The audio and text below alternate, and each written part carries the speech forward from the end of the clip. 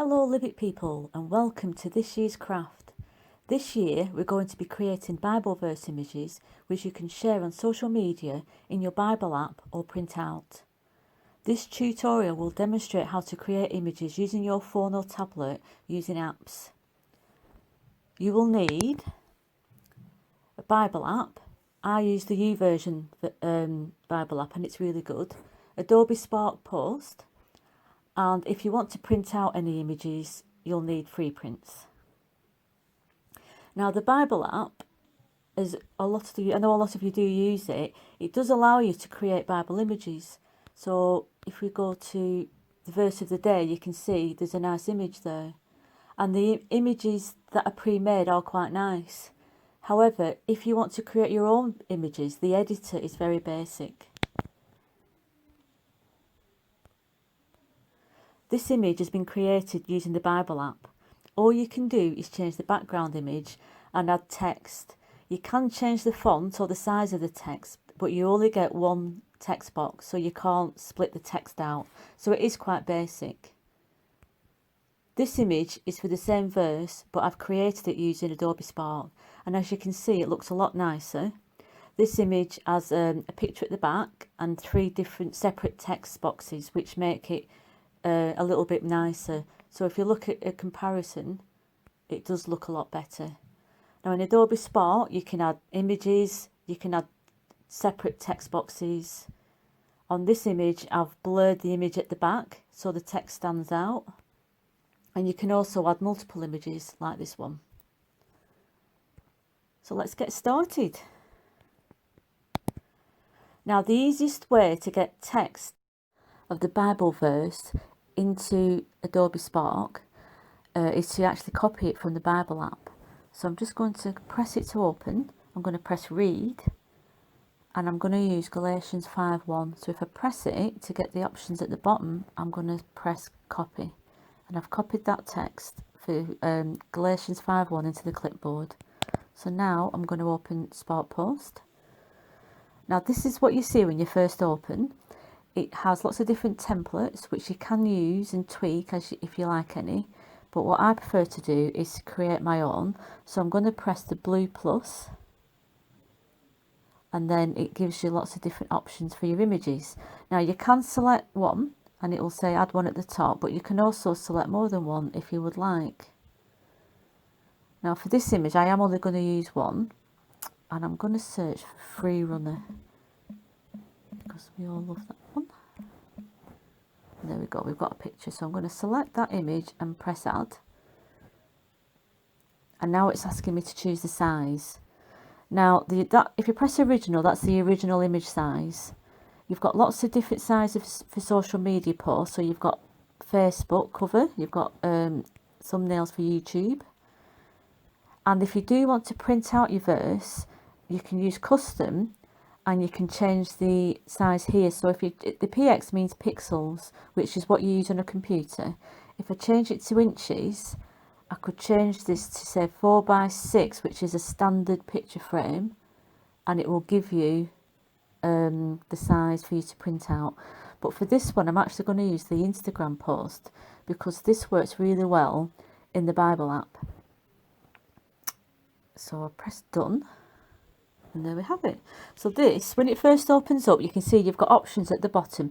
These are the options for the whole image. It's like your main menu, and you can add images and text. If I press that, you can add more text and images, and you can change the layout. But before I do all that, I'm going to first get rid of the watermark. So if I press where it says Adobe Spark at the bottom, it gives you a little menu. Come on, there we go. So you can ignore all that text, and at the bottom it says remove logo on this project. Press that and it deletes it, and you can do that on all your images. Now I'm going to add the text. So if I double tap where it says to double tap, and if I hold my finger down, I'll get the menu and I can just paste the text into here. Now for this image I only want the top part, so I'm going to double tap the stand, so I get my little handles, and I'm going to drag my handles right down to the bottom and delete using the delete button. So I've just got the top part of it is for freedom that Christ has set us free, and I'm going to press the tick. So now we've got the text in our image. Now, before I do anything else, I'm going to try and set up the layout. Now, as you can see, I've got the text selected, so I've got the options for text. If I press the image, I get the options for image. But if I press the image again, it takes you back to that main menu and you can change your layout. Now, the first option is to change the layout into different sections. Now, if you have selected multiple images, this is quite a good one to be able to put them into different grids and things. You can select it so you've got a banner for one image, but what I like to do is go to the design option, and it will actually allow you to set your own design up. Now, these work really nicely, and it gives you a good starting point of how you want your image to be, and then you can just tweak it. So let's see. That's quite nice. Oh, perfect. So I like this layout, so I'm going to press done, and really you could that looks quite good as it is, but you can tweak it. So if I press the image at the back and get all the options for the image, you can adjust the image by resizing it, rotating it. You can flip it around if you want. You've got different looks which are quite nice, so you can have a look through that. I actually think I prefer just the original one on this one. Let's have a look. So, oh, I need to cancel that. Press the image again. If you lose your options, you could just press the image again. I think that's all it's got for this one. So I'm just going to press done, because I quite like the image as it is. If I press the text, it gives you your text options. Now on these you can change the colour, because it's got this has got two colours. It's got the background colour and the colour of the text, so you get two colours. And if you select the little double arrow at the bottom, it switches them round, so you can try different options.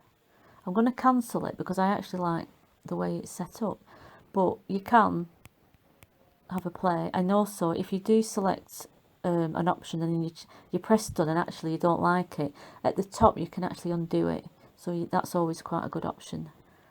Some settings on your text to be aware of is the spacing.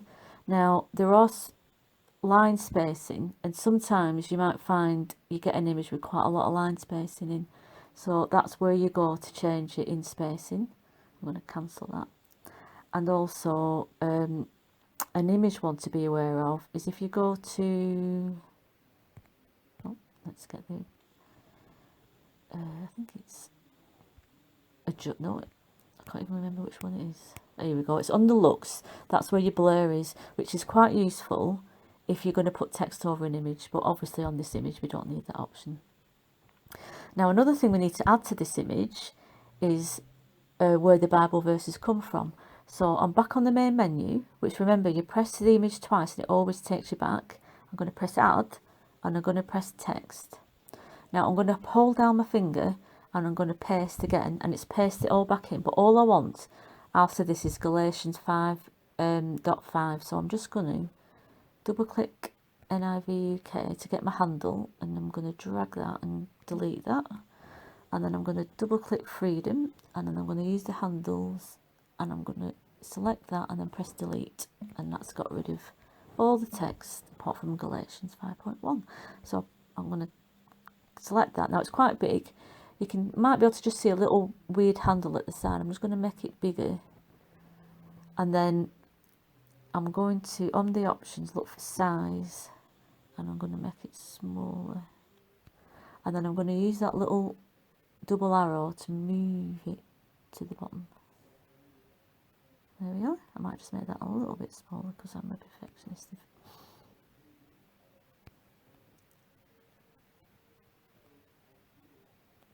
There we go.